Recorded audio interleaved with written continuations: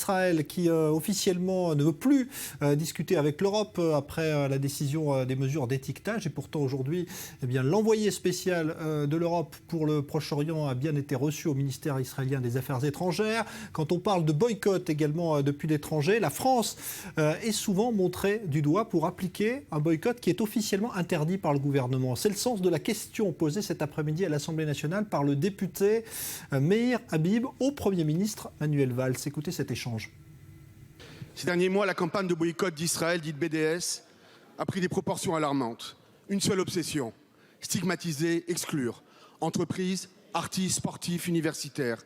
En juin, l'ancien député communiste Jean-Claude Lefort appelle, veille du Ramadan, à boycotter une marque de produits cachers fabriqués en Île-de-France.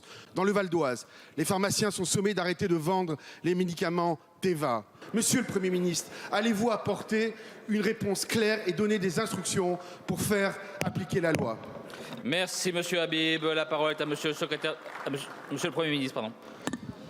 Nous condamnons toutes les campagnes de boycott à l'égard des produits israéliens. Il n'y a aucun sens à ces campagnes et donc le gouvernement français, de ce point de vue-là, est très clair. Il y a trop souvent dans un certain nombre d'initiatives des arrière-pensées qui ne sont pas malheureusement des arrière-pensées, qui sont tout simplement des pensées, la volonté derrière de confondre critique légitime de la politique de l'État d'Israël avec l'antisionisme et l'antisionisme qui bascule dans l'antisémitisme ou qu'il y ait deux